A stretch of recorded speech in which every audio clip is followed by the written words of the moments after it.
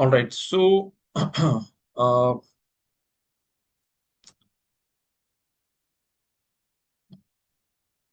you have to first understand one term that is called as fictitious assets, right?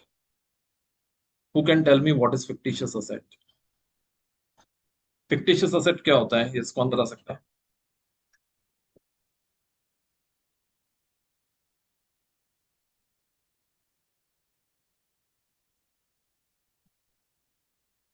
कोई example बता सकते हो आप fictitious asset का?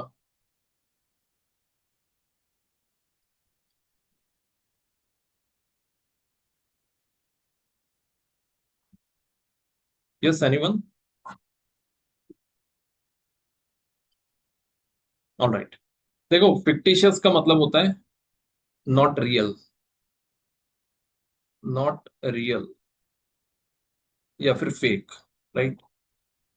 सो ऐसी असेट जो कि रियली असेट्स नहीं है, वो असेट है, राइट? आप अगर यूनाइटेड स्टेट्स चले जाते हो तो क्या आप यूएस के सिटीजन हो? हम्म? आप यूएस अगर घूमने जाते हो तो क्या आप यूएस के सिटीजन बन जाओगे? No sir. नो नहीं सर। बनोगे, राइट? और क्यों नहीं बनोगे? क्योंकि आप केवल और केवल यूएस में हो। ओके, इसका मतलब ये नहीं है कि you have taken the citizenship, right?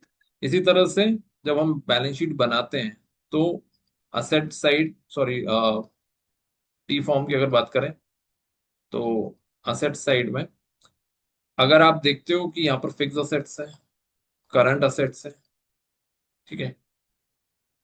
So anything if it is coming to this side, it does not mean कि ये असेट ही है। असेट साइड में आने का मतलब ये नहीं होता है कि हर आइटम यहाँ पर असेट की कैटेगरी में आएगा, राइट? उसमें असेट की क्वालिटी भी होनी चाहिए। जैसे फिक्स असेट की क्वालिटी ये है कि वो आपको एक साल से ज्यादा बेनिफिट देती है, करंट असेट की क्वालिटी की वो आपको एक साल से कम का बेनिफिट देती है। लेकिन अगर आपकी कंपनी को लॉस हुआ है, लॉस, तो वो असेट साइड में तो आ रहा है लेकिन उससे कुछ फायदा नहीं हो रहा है। Are you getting my point? इसमें ये केवल और केवल असेट साइड में आ रही है, लेकिन इसमें असेट वाली कोई क्वालिटी नहीं है, इससे हमको कोई बेनिफिट नहीं हो रहा है। Are you getting my point? इसी तरह से एक और पॉइंट है, discount on redemption of shares. जब आप शेयर रिडीम कर रहे हो और उस पर डिस्काउंट दे रहे हो आप, तो वो भी एक तरह का हमारा एक्सपेंस है। वो भी कहाँ आ रहा है? बैलेंस शीट की असेट साइड। सो केवल असेट साइड में आने के कारण इनको हम क्या बोल रहे हैं? असेट्स। लेकिन क्योंकि ये रियली असेट नहीं है, इसलिए इनको हम क्या बोलते हैं? Fictitious asset. Are you getting my point?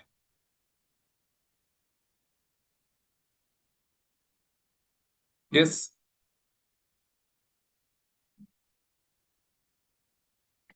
सो इसकी जो डेफिनेशन है, डेफिनेशन ध्यान रखना है आपको। These are the assets which has no tangible existence but are represented as actual cash expenditure, right? ये एक एक्सपेंडिचर है, ठीक है? इसका एग्जांपल क्या है? Net loss of the company, promotional marketing expense, underwriting commission, preliminary expenses, discount allowed on issue of shares और issue of debentures, right? तो ये सभी किस कैटेगरी में आएंगे? फिक्टिशियस असेट्स के, क्योंकि इनको हम बैलेंस शीट की असेट साइड में दिखाएंगे लेकिन इसमें असेट वाली कोई बात नहीं है, इसलिए इसको बोलते हैं फिक्टिशियस असेट। क्लियर है आपको? इसमें एक वर्ड आप देख रहे हो, प्रिलिमिनरी एक्सपेंसेस। प्रिलिमिनरी एक्सपेंसेस क्या होते हैं? सर, कंपनी या बिजनेस स्टार्ट होने के पहले जो एक्सपेंसेस होते हैं या उसको स्टार्ट करने के लिए जो होते हैं। Very good answer, yes. Preliminary expenses मतलब कंपनी स्टार्ट होने के पहले, यानी कि सर्टिफिकेट ऑफ इनकॉर्पोरेशन मिलने के बाद ही मानते हैं कि कंपनी का जन्म हुआ है, राइट? कंपनी का बर्थ हुआ है। सर्टिफिकेट ऑफ इनकॉर्पोरेशन, जैसे बर्थ सर्टिफिकेट मिलता है ना, ऐसे ही सर्टिफिकेट ऑफ इनकॉर्पोरेशन के बाद ही माना जाता है कि कंपनी उस दिन से एग्जिस्टेंस में आई है। लेकिन उसके पहले भी खर्चे होते हैं, लीगल एक्सपेंसेस होते हैं, अंडरराइटिंग एक्सपेंसेस होते हैं, बहुत तरह के एक्सपेंसेस होते हैं। तो वो खर्चे जो होते हैं उसको हम क्या करते हैं? कैपिटलाइज करते हैं, ठीक है? और वो भी कहाँ पर आते हैं? असेट, बैलेंस शीट की असेट साइड में। तो ऑल्दो वो एक्सपेंसेस हैं लेकिन क्योंकि बैलेंस शीट के असेट साइड में आ रहे हैं, उनको हम क्या करेंगे? फिक्टिशियस असेट की तरह दिखाएंगे, ठीक है, क्लियर है आप लोगों को? क्वेश्चन अगर पूछा जाता है कि what is difference between fictitious asset and intangible asset, right, definitely you should not gate confused. ठीक है, आगे चलते हैं। राइट, जहां भी आपको लगता हो कि इसमें मुझे और कुछ डाउट है, तो वहीं पे मुझे रोको और बोलो।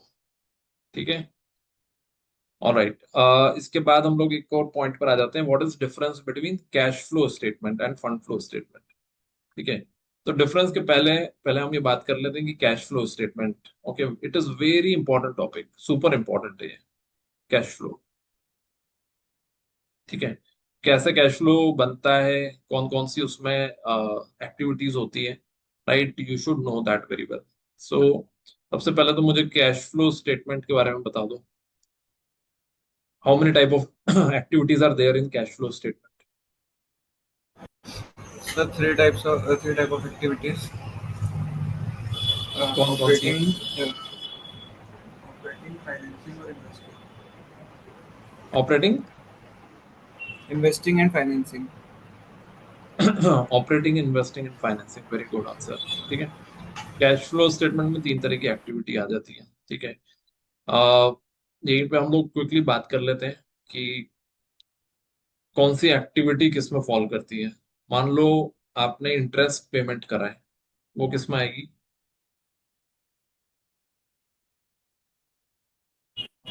So financing activity. Financing activity. Financing activity, मतलब आप ये मानो कि आपने एक मशीन के लिए लोन लिया है, एक मशीन को खरीदने के लिए, और उस मशीन के ऊपर जो लोन लिया है आपने उसका इंटरेस्ट पे कर रहे हो, तो किस में आएगा वो? फाइनेंसिंग में आएगा। फाइनेंसिंग में ही आएगा, राइट, कंफ्यूज नहीं होना है। ठीक है, फाइनेंसिंग में ही आएगा, इन्वेस्टिंग में नहीं आएगा। ठीक है, आप मशीन खरीद रहे हो, वो किस में आएगा? Investing activity. Investing activity, right, मतलब हम मशीन खरीद रहे हैं, वो इन्वेस्टिंग में है, मशीन के ऊपर लोन ले रहे हैं, वो किस पे है? फाइनेंसिंग में, मतलब anything which when we are raising funds that will be a financing activity. ठीक है, ओके, डेप्रिसिएशन कहाँ पर आएगा? So operating activity. Operating activity, ठीक है, आप बताओ तो दिया। डेप्रिसिएशन सर आता ही है शायद नॉन कैश एक्सपेंसेस के लिए। Yes, very good answer, right, depreciation is a non cash expense, right, इसलिए ये कहीं भी नहीं आएगा। ओके, तो कैश फ्लो में हम क्या लेते हैं? ओनली कैश फ्लोज, आपने जो पेमेंट किया है और जो पेमेंट रिसीव हुआ है, राइट, केवल मनी से रिलेटेड जो ट्रांजेक्शन है वही आते हैं।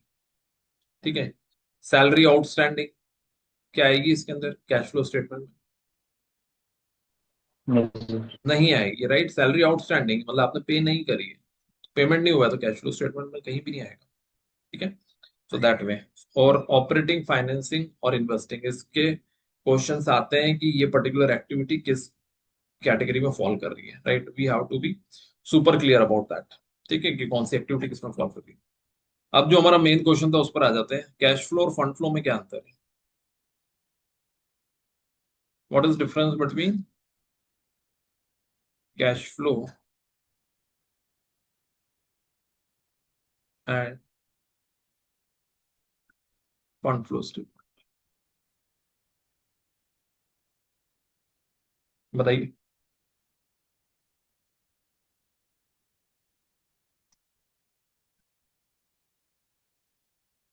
कोई बता, किसी को आइडिया है, कोई बता सकते हैं?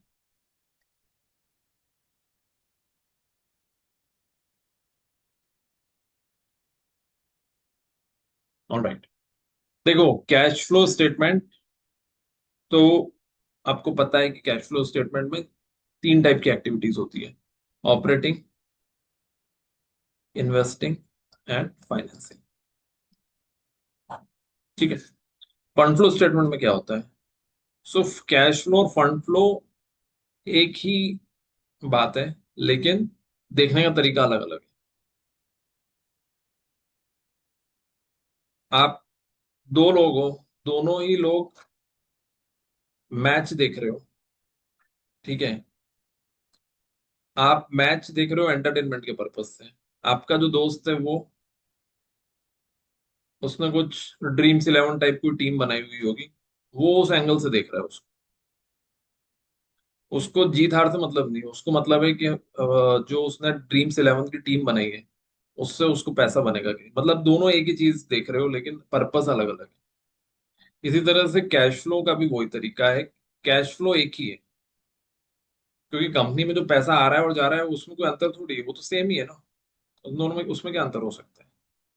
लेकिन प्रेजेंटेशन अलग है, देखने का तरीका अलग है, पर्पस अलग है, ठीक है। तो यहाँ पर हमने क्या क्लासिफिकेशन दिया है? ऑपरेटिंग, इन्वेस्टिंग और फाइनेंसिंग। और यहाँ पर हम क्या प्रेजेंटेशन देंगे? Source and utilization of funds. Source, पैसा कहाँ से आया, कहाँ से आ सकता है? इक्विटी से, डेट से, या फिर प्रॉफिट से, इंटरनल प्रॉफिट्स जनरेट हो। और पैसा जाएगा कहाँ कहाँ पर?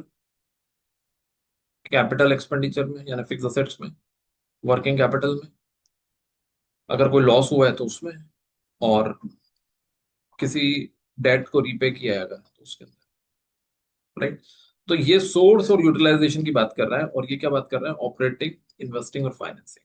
आइटम्स यही आएंगे सारे, लेकिन इस तरह के क्लासिफिकेशन के हिसाब से। दूसरी बात यह है कि cash flow statement is compulsory as per companies act. Companies act, India की बात करें तो कंपनीज एक्ट, और बाहर की कंट्री की बात करें तो वहां पर जो एक्ट एप्लीकेबल है उसके हिसाब से आपको अपने एनुअल फाइनेंशियल स्टेटमेंट में कैश फ्लो स्टेटमेंट बनाना ही है। लेकिन फंड फ्लो स्टेटमेंट एक इंटरनल स्टेटमेंट है जिसको बनाना कंपलसरी नहीं है। Are you getting my point? Clear हो रहा है आपको? Yes sir. दोनों बात क्लियर हो गई आपको कि कैश फ्लो स्टेटमेंट में क्या होता है, फंड फ्लो में क्या होता है, और कंपल्शन जो है वो कैश फ्लो का है, फंड फ्लो का नहीं है। ठीक है। Yes sir. All right. Okay, note करते जाइएगा आप लोग। ठीक है, कुछ चीजें पीडीएफ में शॉर्ट में है। ओके, और कुछ हमने क्लास के डिस्कशन के लिए छोड़ी हुई है। राइट, सो अगर आपने उसको प्रिंट आउट निकाला हुआ है तो उसी में लिख लो, या फिर अपनी कॉपी में लिखते जाइएगा ये। ठीक है। अब मेरे को बताओ, एक और लास्ट पॉइंट है कैश फ्लो से रिलेटेड। अच्छा, दो पॉइंट है। पहला पॉइंट तो ये है कि कितने टाइप के फाइनेंशियल स्टेटमेंट्स होते हैं। फाइनेंशियल स्टेटमेंट में कितने स्टेटमेंट्स बनते हैं? How many statements are sir prepared in a financial statement? Hmm, sir 3 types. Three. कौन कौन से?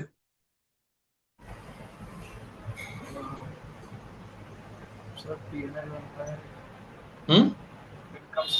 इनकम स्टेटमेंट होता है, हाँ। सर बैलेंस शीट और कैश फ्लो। हाँ, सिंपल है ना। P and L, balance sheet और कैश फ्लो स्टेटमेंट। अगर आपसे कोई भी पूछता है कि कितने फाइनेंशियल स्टेटमेंट्स बनते हैं, राइट, इन एनी कंपनी, तो compulsorily P and L, balance sheet और कैश फ्लो, ये तीन बनते हैं। ठीक है। और P and L balance sheet जब हम बनाते हैं तो उसके साथ उसके नोट्स भी आ जाते हैं, नोट्स टू अकाउंट्स। ठीक है, but primarily P and L, balance sheet and cash flow. ठीक है। फंड फ्लो स्टेटमेंट का कोई कंपल्शन नहीं, अभी जैसा हमने बात करी। ठीक है। कैश फ्लो स्टेटमेंट कितने मेथड से बन सकता है?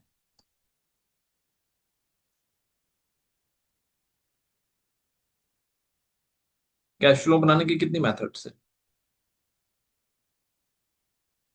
हम्म। सर 2 मेथड है, कौन कौन सी? Direct indirect. Very good, yes. Direct method और इनडायरेक्ट मेथड।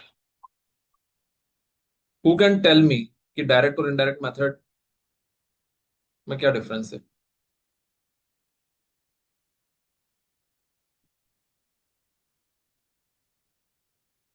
तो ये आपके लिए असाइनमेंट है कल का। कि आपको बताना है कि direct method cash flow statement की क्या है और इनडायरेक्ट मेथड क्या है, उसमें क्या डिफरेंस है। ठीक है। Okay, so direct method and indirect method, इसके बीच का डिफरेंस। ओके। और एक आपको बेसिक क्वेश्चन जो होता है कैश फ्लो स्टेटमेंट का, मतलब कैश फ्लो स्टेटमेंट आपको बनाते आना चाहिए। ठीक है। तो वो एक क्वेश्चन अभी हम लोग क्लास के अंदर ले लेंगे। ठीक है। तो वो हम लोग लास्ट में लेते हैं। लेकिन आपको ये क्वेश्चन ध्यान रखना है कि डायरेक्ट मेथड और इनडायरेक्ट मेथड के बीच में क्या डिफरेंस होता है।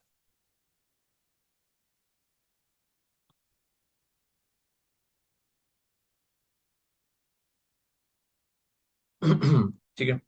अच्छा, कैश फ्लो स्टेटमेंट डेलोइट का फेवरेट टॉपिक है। डेलोइट के दो फेवरेट टॉपिक हैं, एक है डेप्रिसिएशन और एक है कैश फ्लो स्टेटमेंट, राइट। अभी तक एक भी साल मैंने ऐसा नहीं देखा है कि जब डेलोइट ने ये टॉपिक में से कुछ नहीं पूछा हो, right. Every year they ask on this one, depreciation and cash flow statement, इसलिए इसमें करके जाना है आपको। एक और क्वेश्चन आता है, कुछ कंपनीज पूछती हैं, what is suspense account.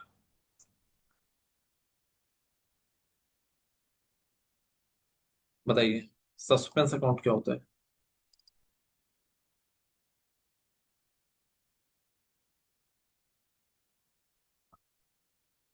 Hmm.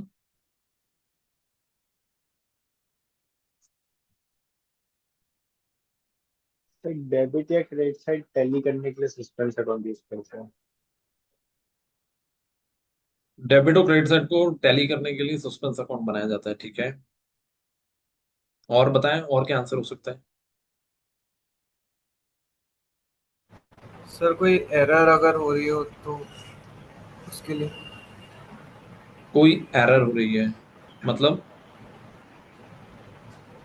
Sir as in कि वही बात है कि मतलब अगर कुछ मैच नहीं हो रहा है तो मैच करने के लिए। मतलब आप लोग ये बोल रहे हो कि जैसे आपके साथ काफी बार ऐसा हुआ होगा कि आपकी बैलेंस शीट टैली नहीं हो रही है। ऐसा हुआ आप लोगों के साथ, बैलेंस शीट टैली नहीं हो रही है और यस। एग्जामिनर एकदम से आ यस गए आपके यस। सामने, बोल रहे हो आप कॉपी दे दो। अब आप, एक तरफ बैलेंस शीट टैली नहीं हो रही है, एक तरफ एग्जामिनर खड़े हैं, आप क्या करें। तो एक काम करते हैं, सस्पेंस अकाउंट खोल देते हैं, जो भी डिफरेंस है सस्पेंस अकाउंट में डाल देते हैं, ठीक है। तो वो ठीक है, वो एग्जाम में जो हमने किया है वो अपनी जगह है, बट रियल में सस्पेंस अकाउंट ऐसा नहीं होता है, ठीक है। रियल में जो सस्पेंस अकाउंट है that is again a suspense, right. वो सस्पेंस ही है, ठीक है। जैसे कि आपको पता नहीं चलता है कि क्या हुआ, सस्पेंस का मतलब ही यही है ना, you don't know, so that is there, okay. So अब क्या चीज पता नहीं चलती हमको इन द बिजनेस। बिजनेस में हमको ये पता नहीं चलता है कि एक जो प्राइमरली एक एग्जांपल है, वो एग्जांपल आप ध्यान रख सकते हो। many times a company which is dealing with consumers, there are a lot of payments that comes, right। और अगर आपका कभी उससे रिलेटेड कुछ काम पड़ा होगा तो आपने देखा होगा कि हमको पेमेंट आता है लेकिन पता नहीं चलता है कि किसने पेमेंट कर दिया। और फिर उसके बाद हम लोग डीप में जाते हैं, उसमें देखते हैं कि पेमेंट कहाँ से आया है, ठीक है। सो ये बिजनेस की एक रेगुलर प्रॉब्लम होती है, जहाँ पे रेगुलर थाउजेंड्स ऑफ कलेक्शंस होते हैं। तो उसमें केवल एक नंबर आ जाता है या फिर कुछ रेफरेंस आ जाता है, या कुछ स्टार स्टार स्टार बना हुआ है, एस्ट्रिक्स बने हुआ आ जाता है, लेकिन वो दिखता नहीं है बैंक स्टेटमेंट में कि पेमेंट किससे आया है। और जब हम लोग अकाउंटिंग एंट्रीज पास करते हैं तो उतना टाइम नहीं होता है कई बार कि हम उसको आइडेंटिफाई करें, राइट। क्योंकि थाउजेंड्स ऑफ ट्रांजेक्शन है, तो हम उसको एक अकाउंट में डाल देते हैं, दैट इज सस्पेंस अकाउंट। और बाद में फिर उसको धीरे धीरे करके रिकंसाइल करने बैठते हैं। Are you getting my point. तो suspense account is not a full fledge final account, it's a temporary account, जो हमने केवल अकाउंटिंग को इजी करने के लिए उस टाइम पे उस अमाउंट को वहां पे पार्क कर दिया है। लेकिन we have to find out the reason of that and then we have to reconcile it. Are you getting my point.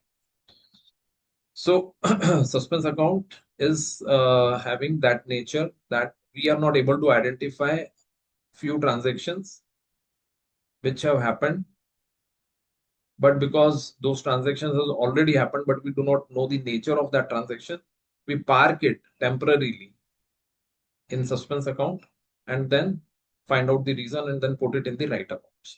ठीक है, क्लियर हुआ आपको।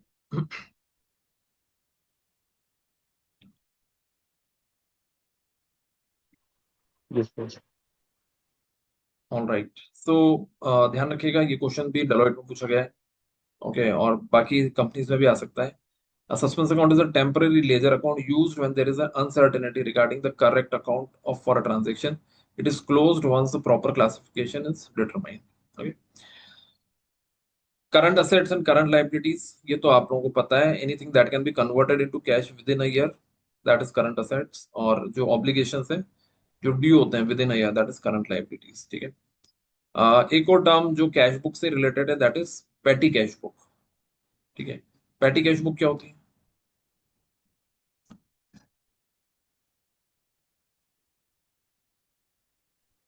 स्मॉल एक्सपेंसेस की जो कैश बुक मेंटेन होती स्मॉल एक्सपेंसेस के लिए जो कैश बुक बनती है. Okay, good. सो क्यों बनाते हैं उसको अलग?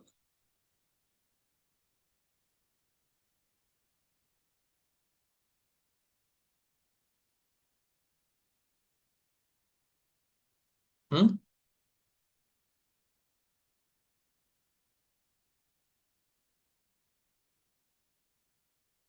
पेटी कैश बुक क्यों बनाते हैं अलग? है बिकॉज वो day to day expenses clear रहती है, बिजनेस के ऑपरेशन से रिलेटेड नहीं रहती, sale purchase. Alright. Day to day operation से रिलेटेड रहती है.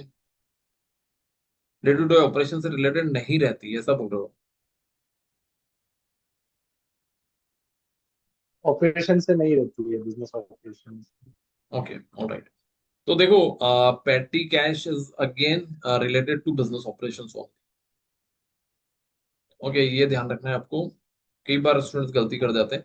तो petty cash is related to business operations, but petty cash का मतलब होता है, पेटी मतलब स्मॉल, राइट? पेटी मतलब small. So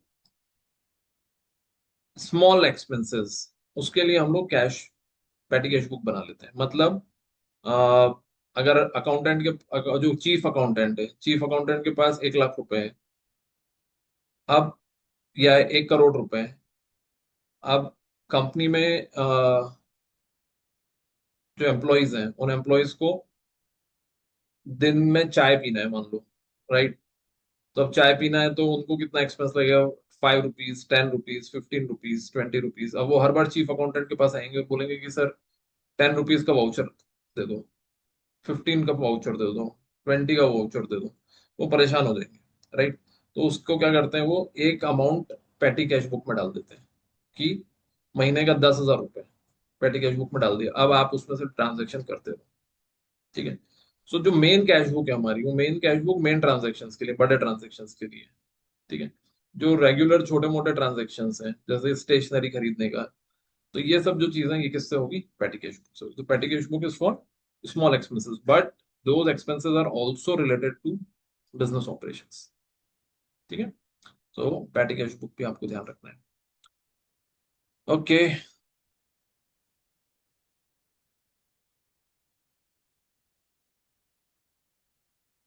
trade and cash discount, right? एक और टर्म आती है यहाँ पर, बहुत बार पूछी गई है. What is difference between trade and cash discount?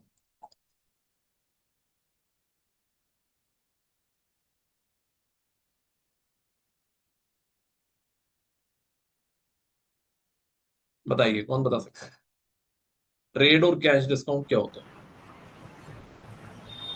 Sir trade discount books में रिकॉर्ड नहीं होता है, कैश डिस्काउंट बुक्स के लिए होता है.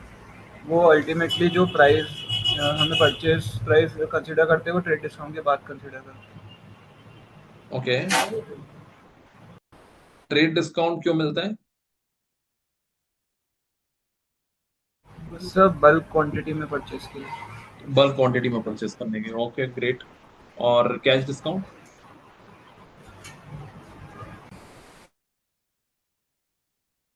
हम्म. सर वो कैश पेमेंट के लिए. कैश पेमेंट के लिए. ठीक है. ऑलराइट. Good answer. यस. सो मान लो आपके पास, आपने पेन्स, आप पेन्स खरीद रहे हो. ठीक है. आपने 1,000 पेन खरीदे. ठीक है. ऐसे तो एक पेन शॉपकीपर देता है 10 रुपीज में, लेकिन आप क्योंकि 1,000 क्वांटिटी खरीद रहे हो, तो आपको 8 रुपए में मिल गया वो पेन. तो आपको कितना पेमेंट करना पड़ा? 8,000 रुपये. ठीक है. 8,000 रुपये आपने क्रेडिट पे खरीदा है, मान लो ये. ठीक है. सो एंट्री क्या होगी? एंट्री क्या होगी यहाँ पे क्रेडिट परचेज की? What will be the general entry that you will pass here? Yes बताइए। Purchase to creditors. Purchase to creditors, very good. Amount कितना आएगा? 8,000, 8,000। 8,000। 8,000, 8,000, ठीक है। या फिर ऐसा होगा कि 10,000 से परचेज बुक करेंगे और 2,000 का डिस्काउंट बुक करेंगे, क्योंकि पेन ऐसा तो 10 रुपए में सेल हो रहा है, लेकिन क्योंकि आप 1,000 रुपए 1,000 क्वांटिटी ले रहे हो इसलिए 8 रुपए में मिल रहा है। सो आप एंट्री 1,000 रुपए 10 के हिसाब से करके 2 रुपए का डिस्काउंट बुक करोगे या नेट अमाउंट से एंट्री पास करोगे?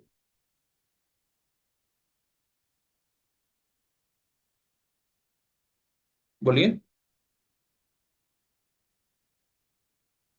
रियांश। डिस्काउंट बुक करेंगे मैम। डिस्काउंट बुक करेंगे। राहुल? सर 10,000 ही रिकॉर्ड करेंगे। और 2,000 का डिस्काउंट बुक करोगे? Yes sir. Okay, alright. So नहीं, ऐसा नहीं करेंगे। We will book 8,000 purchase to creditors. 8,000, 2,000 की कोई एंट्री नहीं होगी। 2,000 रुपए की नो एंट्री। वाई?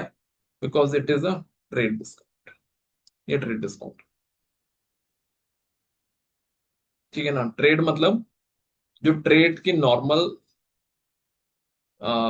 प्रैक्टिस में ही डिस्काउंट मिल जाता है, ठीक है। सो ये ट्रेड की नॉर्मल प्रैक्टिस है कि हम डिस्काउंट दे देते हैं अगर कोई ज्यादा खरीदता है तो। ज्यादा खरीदता है तो फिर उसके लिए तो वही कॉस्ट प्राइस हो गई। तो सिंपली हम बुकिंग कहाँ से करेंगे? 8,000 से, ठीक है।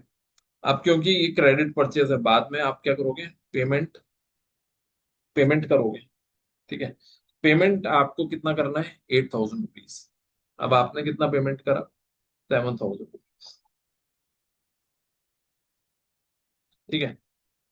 तो क्या एंट्री पास करेंगे यहाँ पे?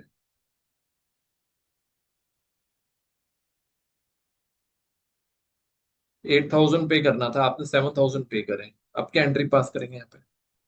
और मान लिया उन्होंने भी कि ठीक है, 8,000 नहीं पे कर पा रहे हो, 7,000 दे रहे हो तो 7,000 दे दो, राइट। कई बार होता है ना ऐसा कि दोस्त आपसे उधार ले जाता है, 100 रुपए उधार लिए, बाद में वो बोलता है, जब आप मांगते हो तो बोलता है अरे अभी कुछ नहीं है मेरे पास। तो आप बोलते हो जितना है उतना दे दे, तो वो बोलता है अभी तो मेरे पास 50 रुपए, तो आप बोलते हो 50 दे के खत्म कर। तो ये वो वाली सिनेरियो। 8,000 रुपये देना है, लेकिन उन्होंने बोला कि मेरे पास 7,000 ही है, तो आपने बोला 7,000 दे के खत्म करो उसको, ठीक है। सो क्या एंट्री होगी इसकी? Creditors account debit 8,000, hmm. Cash 7,000, to discount received 1,000। Yes, very good answer. Very good answer. Creditors 8,000 से क्रेडिट हुए हैं, तो अब क्या करेंगे? हम क्रेडिटर्स को 8,000 से डेबिट करेंगे। तो creditors debit 8,000 to cash 7,000 to discount received 1,000, ठीक है। यहां पर हम क्या कर रहे हैं? डिस्काउंट को बुक कर रहे हैं। तो ट्रेड डिस्काउंट की एंट्री नहीं होती है, याद रखिएगा, और कैश डिस्काउंट की एंट्री होती है। क्लियर है आपको? कुछ कंफ्यूजन हो तो बताइए।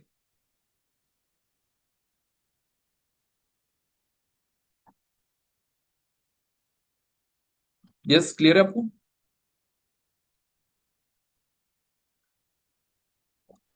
Yes sir. ऑलराइट। इसी तरह से हमने बात करी थी ड्राइंग्स की। ड्राइंग्स का मतलब क्या होता है?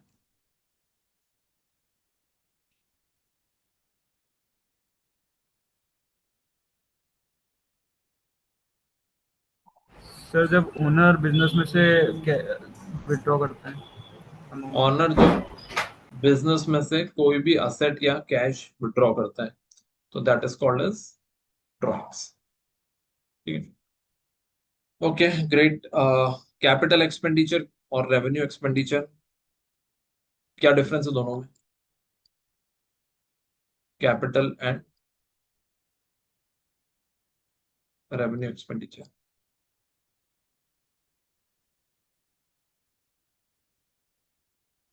हम्म सर रेवेन्यू एक्सपेंडिचर पीएनएल से रिलेटेड रहता है और कैपिटल बैलेंस शीट से। जिसे अपन रेवेन्यू लाइक कुछ कर सकते हैं। Revenue expenditure is related to P&L। Yes. Okay, P&L से रिलेटेड मतलब उसका नेचर क्या हो, मतलब उसमें होता क्या है रेवेन्यू एक्सपेंडिचर के, कुछ एग्जांपल बताओ। तो जैसे सैलरी दी अपन ने, क्या करना है? सैलरी दी अपन ने हम्म एम्प्लॉयज को, हम्म हम्म हम्म हम्म ओके। और भी अपन ने ऑफिस का कुछ एक्सपेंस करा तो वो रेवेन्यू, रेवेन्यू हम्म जनरेशन में जो अपने तो मतलब एक्सपेंस करते हैं। Okay, very good answer. So revenue expenditure का मतलब ये है कि anything that is expended for earning revenue, जिसको हम ऑपरेटिंग एक्सपेंडिचर भी बोलते हैं। So revenue expenditure is nothing but bringing the revenue for the business, right?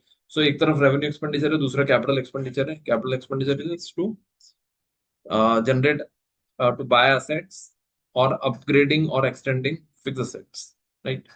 So that is capital expenditure. So capital और revenue ये दोनों क्लियर है आपको? ओके। इसी कंटेक्स्ट में एक और याद रखना है, डेफर्ड रेवेन्यू एक्सपेंडिचर। वो क्या होता है?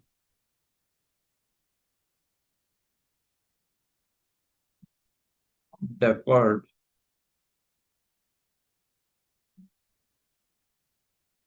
Revenue expenditure.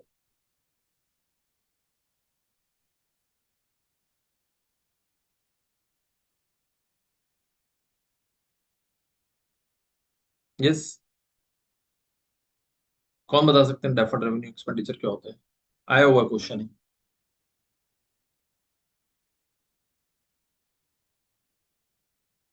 तो शायद जो एक्सपेंस अभी अकर हुआ है और शायद बेनिफिट इन फ्यूचर भी देता है। एक्सपेंडिचर अभी हुआ है और फ्यूचर में भी बेनिफिट होता है। फ्यूचर मतलब कितना फ्यूचर? 1 साल, 2 साल, 5 साल, 10 साल? After 1 year, after 1 year. After 1 year तो फिर वो तो कैपिटल एक्सपेंडिचर हो गया ना। So, like sales, like advertisement expenses on advertisement. हाँ, वेरी गुड आंसर। ठीक है, परफेक्ट आंसर है, very good.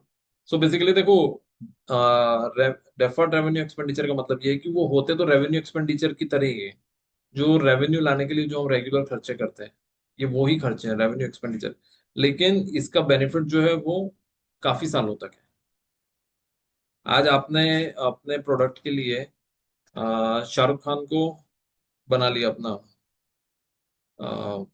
Brand, right? Brand celebrity, ठीक है।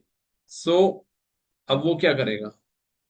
वो जो खर्चा है, वो खर्चा आपका 1 साल के लिए हो रहा है या वो आने वाले सालों के लिए भी हो रहा है? उसका फायदा आपको एक ही साल मिलेगा या आने वाले सालों में भी मिलेगा? बोलिए। आ, आने वाले सालों में भी है। आने वाले सालों में भी मिलेगा। यस, वो एक एडवर्टाइजमेंट एक्सपेंडिचर है, लेकिन वो ऐसा एक्सपेंडिचर है जो आपको आगे तक बेनिफिट देगा। A R रहमान ने एयरटेल की म्यूजिक की ट्यून बनाई थी, आज तक चल रही है वो। 25 साल पहले की ट्यून है वो। तो वो भी क्या है? वो भी डेफर्ड रेवेन्यू एक्सपेंडिचर है। वो है एक तरह से एडवर्टाइजमेंट का खर्चा जो आना चाहिए P&L में, लेकिन क्योंकि वो आपको मल्टीपल ईयर्स तक बेनिफिट दे रहा है, इसलिए वो किसमें आएगा? Deferred revenue expenditure. ठीक है, तो एग्जांपल भी आपको ध्यान रखना है, और again there are questions which have been asked. ठीक है, नोट करते जा रहे हो क्या आप क्वेश्चन? नहीं भी कर रहे हो तो प्रॉब्लम नहीं है, बट शॉर्ट नोट कर लो, ताकि आप जब अपनी आप नोट्स डाउनलोड करो तो नोट्स में लिखते चले जाओ। ठीक है, वैसे most of the questions I have already covered in the PDF, लेकिन PDF में डिफरेंसेस नहीं है। PDF में हर एक चीज की अपनी डेफिनेशन दी हुई है। ठीक है, इसी तरह से एक और क्वेश्चन है, गुडविल। गुडविल आप कौन सी रिकॉर्ड करते हो? सेल्फ सेल्फ जनरेटेड या फिर अक्वायर्ड? एक्वायर्ड। क्या होता है सेल्फ जनरेटेड और अक्वायर्ड गुडविल? एक्वायर्ड गुडविल वो रहती है कि अपन कोई दूसरा बिजनेस परचेस करते हैं, हम्म। तो उसमें जो अपन गुडविल के लिए पैसा पे करते हो एक्वायर्ड गुडविल, तो सेल्फ जनरेटेड अपन कैलकुलेट करते हैं कोई भी नया पार्टनर एडमिशन या रिटायरमेंट के time. All right, very good answer. Self generated goodwill. अच्छा, इसमें एक और क्वेश्चन है कि सेल्फ जनरेटेड गुडविल आप बुक्स में रिकॉर्ड करते हो क्या? ये बुक्स में रिकॉर्ड होती है?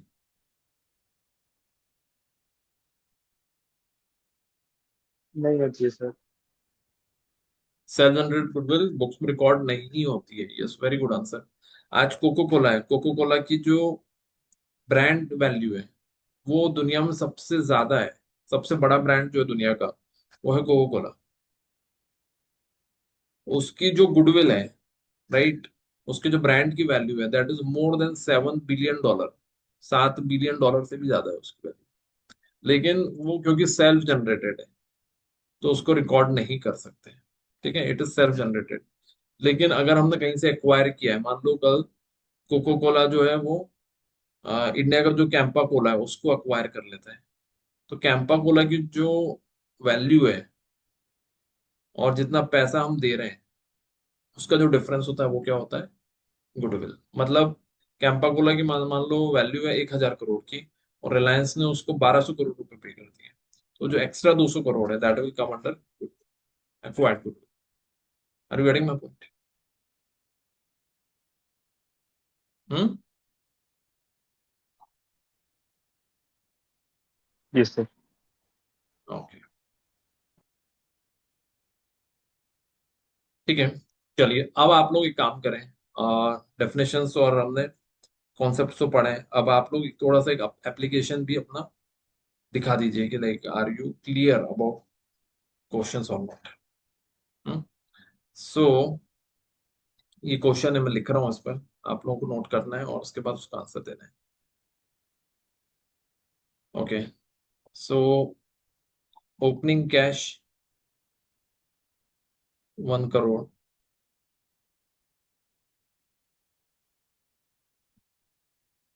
Purchases 2 crore,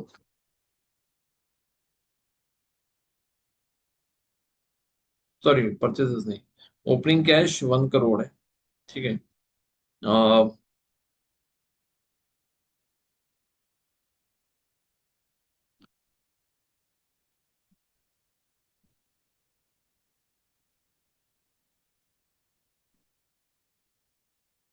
earning before interest tax depreciation and amortisation is 3 crore, depreciation is 1 crore, interest is 1.5 crore, tax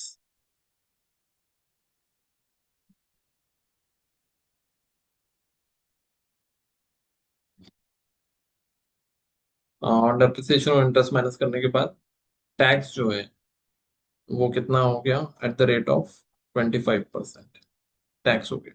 ठीक है।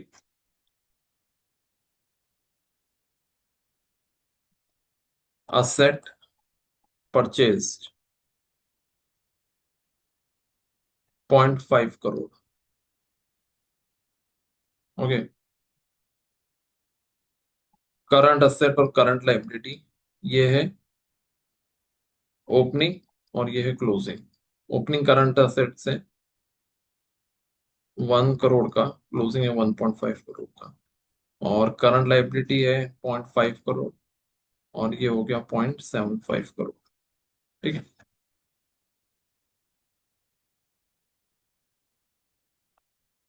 कैपेक्स कितना करा है आपने? Capex for the year is 0.5 crore.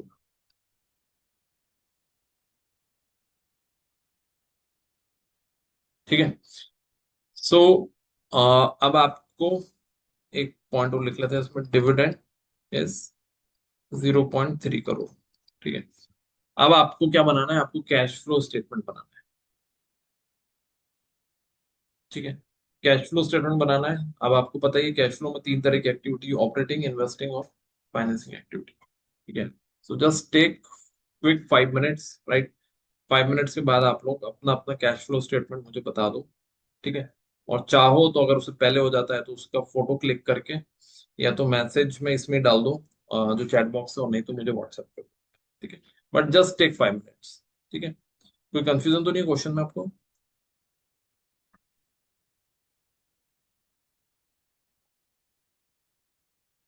Hmm. If you have any question please tell me. Samarth,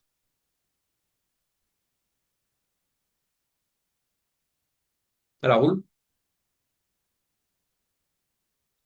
no sir. Alright, चलिए।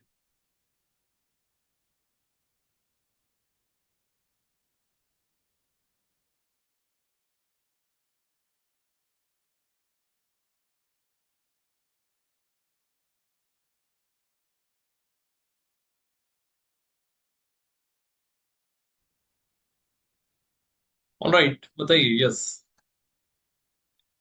कितना आया revenue from operating, या पहले क्लोजिंग कैश बता दो। क्लोजिंग कैश कितना आ रहा है?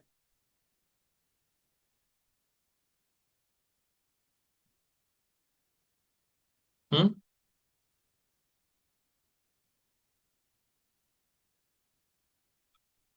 Yes, anyone?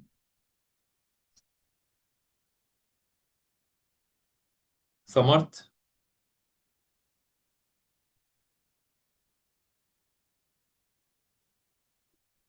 Riyansh?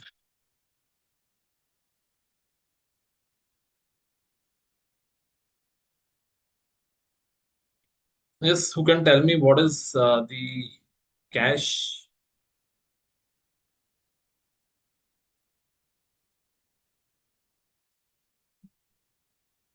Yes, anyone?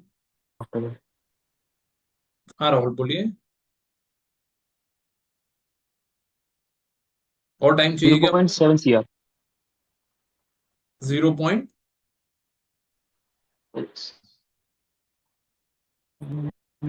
0.6 निकला। 0.7, ठीक है। और किसी का कोई आंसर है 0.7 के अलावा? 0.95। 0.95, ठीक है। और समर्थ, आयुषी?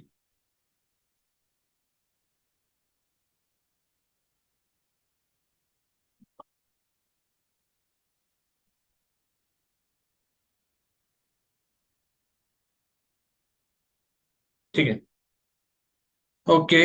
चलो अब एक एक करके चलते हैं। सबसे पहले मुझे बताओ कि रेवेन्यू फ्रॉम ऑपरेटिंग एक्टिविटी ये कैसे निकाला आपने?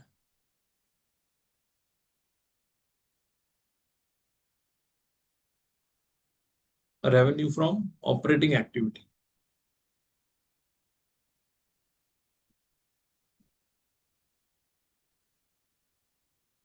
रियांश, कैसे निकाला revenue from operations, revenue from operating activity? Sir इसमें सबसे पहले अपन ने जो एबिटा था वो लिया 3 करोड़ का। हम्म। देन उसमें जो चेंज इन करेंट असेट और करेंट लायबिलिटी की जो कैलकुलेशन थी, तो करेंट असेट अपना इंक्रीज हुआ है तो वो माइनस हो जाएगा फिगर। हम्म। सेम करेंट लायबिलिटी इंक्रीज हुई है तो फिगर प्लस हो जाएगा। तो जो हम्म। अपने ऑपरेटिंग एक्टिविटी से 2.75 करोड़ की कैश फ्लो का। Okay, 1 second. आपने क्या करा, सबसे पहले ईबिटा लिया, बराबर। Yes. Yes. So revenue from operations कैसे निकाला? ईबिटा लिया आपने 3 करोड़ का, ठीक है। उसके बाद क्या लिया आपने? सर इसमें अपन ने जो चेंज इन करेंट लायबिलिटी है वो ऐड करा। चेंज इन करंट लाइबिलिटीज, ठीक है। तो चेंज इन वर्किंग कैपिटल, तो वर्किंग कैपिटल यस। कितनी आ रही है? 1 करोड़ माइनस 0.5, यानी कि 0.5 करोड़। और 1.5 माइनस 0.75 मतलब 0.75 करोड़। तो करंट वर्किंग कैपिटल 0.5 करोड़ से 0.75 करोड़ क्या हो गई? बढ़ गई। बढ़ेगी। बढ़ गई है मतलब अब हम क्या करेंगे, उसको माइनस करेंगे। माइनस माइनस करेंगे। 0.25, ठीक है, क्योंकि 0.5 से 0.75 होगी, मतलब माइनस क्या करेंगे 0.25, ये हो गया वर्किंग कैपिटल। और क्या करेंगे?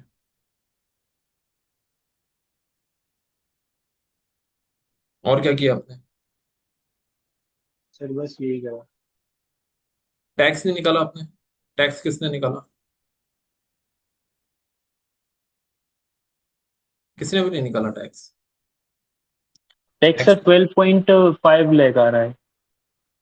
12.5 लाख कैसे निकाला? इबिडा में से डेप्रिसिएशन माइनस करा बट से डेप्रिसिएशन इंटरेस्ट और इंटरेस्ट माइनस करा, तो कितना आ गया है 50 लाख। 0.5। हाँ 50 लाख, तो 50 लाख का 25% point 12.5 one two five crore, right. So point one sir. Two five crore, ये सर ये क्या हो गया? टैक्स माइनस, ठीक है। सो ऑपरेटिंग एक्टिविटी से कैश कितना है?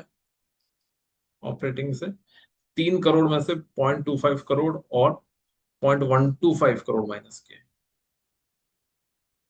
ठीक है। सो मतलब कितना माइनस किया हमने? 0.375 करोड़, 3 में से।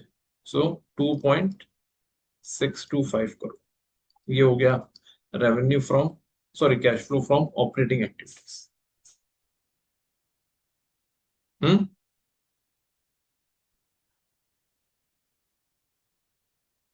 बोलो। Yes sir. बाकी लोग भी बताएं, रियांश एंड एवरीवन, समर्थ, आयुषी, आप लोगों का है revenue from operating activity 2.625 crore. ये इसलिए बोल रहा हूँ आपको बार बार, क्योंकि बहुत पॉसिबिलिटी है इस क्वेश्चन के आने की, ठीक है। अच्छा, आप लोगों को मैंने कल बोला था कि अपने वीडियोस तो ऑन रखिए, राइट, तभी एक इंटरेक्शन बराबर होगा। वीडियोस ऑन रखना जरूरी है। कल से जब आप आओ तो अपने वीडियो और ऑडियो दोनों ऑन रखो और यस नो बताते जाओ, राइट। तभी हमको पता चलेगा कि आपको समझ आ रहा है नहीं आ रहा है, ठीक है ना। फेस टू फेस में तो चेहरा देख के समझ आ जाता है, यहाँ तो अब आपको ही बताना पड़ेगा, तब जाके समझ आएगा कि ये क्लियर हुआ है नहीं हुआ, ठीक है। चलो, सो ऑपरेटिंग कितना है? 2.625। उसके बाद, ऑपरेटिंग के बाद क्या आता है? फाइनेंसिंग। फाइनेंसिंग की कोई इंफॉर्मेशन दी है क्या यहाँ पे? हाँ दी हुई है। डिविडेंड, डिविडेंड कितना पे किया है? 0.3 करोड़, तो ये क्या होगा? माइनस हो जाएगा, ठीक है। और उसके बाद क्या है? इन्वेस्टिंग। इन्वेस्टिंग की कुछ खबर दी है क्या? हाँ दी गई है। कितना दिया है इसको? 0.5 करोड़, सो 0.5 करोड़, ये क्या हो जाएगा? माइनस हो जाएगा, ठीक है। सो हमने क्या करा? ऑपरेटिंग निकाल लिया, फाइनेंसिंग निकाल लिया और इन्वेस्टिंग निकाल लिया, ठीक है। सो दोनों, ये दोनों माइनस है, ठीक है। सो 0.3 और 0.5 ये माइनस करना है 2.625 से। सो 0.8 माइनस करना है, ठीक है। सो ये करीब करीब आ जाएगा 1.8,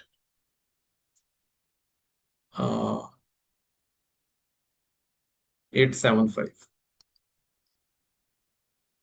नेट कैश फ्लोज कितने हो गए? 1.875। क्या है ये? पॉजिटिव है नेगेटिव है? पॉजिटिव है। ओपनिंग कितना था? 1 करोड़। चेंज कितना हुआ? One point eight seven sir five interest paid नहीं आएगा इसमें? हाँ इंटरेस्ट, राइट, इंटरेस्ट छूट गया यहाँ पे। सो इंटरेस्ट किस में आएगा?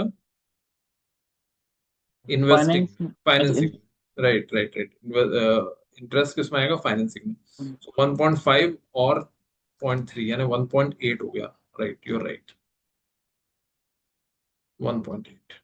सर केपेक्स जो था हाँ हाँ, 0.50 का टोटल एक्सपेंडिचर। क्या चीज? जो केपेक्स है 0.50 करोड़ का, डिविडेंड 0.3 करोड़ का है। उसके ऊपर जो capex. Capex capex, capex. Capex ले लिया ना यहाँ पे, इन्वेस्टिंग में 0.5। सो 2.625 में से क्या माइनस करा हमने? 1.8 और 0.5, यानी कि 2.3 माइनस कर दिया। सो 2.3 माइनस किया तो बचा कितना? 0.325। तो क्लोजिंग कैश कितना हो जाएगा? 1 प्लस 0.325 यानी कि 1.325। 325। ठीक है, कितने लोगों का आंसर आ गया? 1.325। हम्म 1.325। 0.325 आ रहा है। नहीं तो वन ओपनिंग है ना, yes yes. So one opening है और उसमें आपने 3.325 ऐड कर दिया। Yes sir. ठीक है, क्लियर हुआ आपको? तो यस आप सर। लोगों को ये कैलकुलेशन बेस्ड क्वेश्चंस के लिए रेडी रहना है। ठीक है, आएंगे ये क्वेश्चंस। ठीक है, सो और बाकी जो क्लासिफिकेशन है वो भी क्लियर है अब। लेकिन आपको जो सोचना है पॉइंट इसके अंदर, एक पॉइंट आपको सोच के आना है कल, वो ये है कि हमने चेंज इन वर्किंग कैपिटल जो था, चेंज इन वर्किंग कैपिटल, उसको हमने माइनस क्यों करा? वर्किंग कैपिटल कितना बना था हमारा यहाँ पर? 1 - 0.5 और 1.5 - 0.75 यानी 0.5 और 0.75। सो ये वर्किंग कैपिटल हमने यहां से माइनस क्यों करा? ठीक है, तो इसके क्वेश्चंस भी आते हैं कि करंट असेट्स बढ़ जाएगी तो हम कैश फ्लो में से क्या करेंगे, माइनस करेंगे या प्लस करेंगे, एंड लाइक दैट। ठीक है, तो केवल और केवल एक क्वेश्चन आपको कल करके आना है, दैट इज दिस वन। और बाकी तो जो मैंने आपको टेस्ट पेपर ऑलरेडी दिए हुए हैं, ठीक है ना, उनको आपको सॉल्व करके आना है। ठीक है, सो कल अब हम लोग रिमेनिंग टॉपिक्स लेते हैं। Errors of accounting errors, complex journal entries, ठीक है, hire purchase, consignment accounting, right. तो जो थोड़ी सी टिपिकल क्वेश्चन है वो उसके अंदर कवर होगा।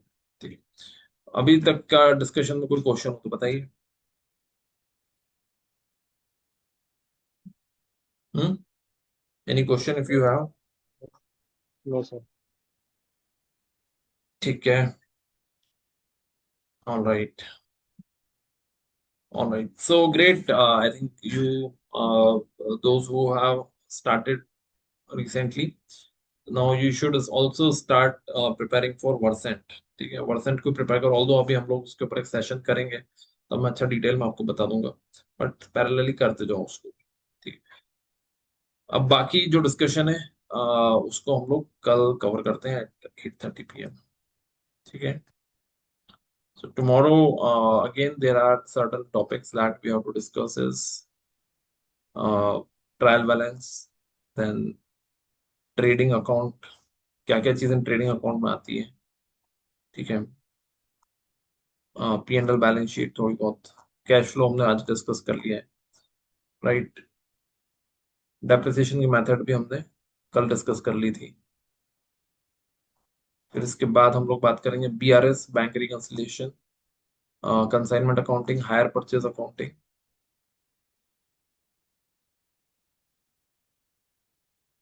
Right, and cash flow, and last will be cost accounting. ठीक है, सो छोटा छोटा हम लोगों को इसके अंदर रेफरेंस लेना पड़ेगा, और थोड़ा थोड़ा मतलब हर टॉपिक बहुत डीप में नहीं करना है, लेकिन fundamentally should be clear. All right, so thank you very much. कल मिलते हैं हम लोग at the same time 8:30 PM। Bye.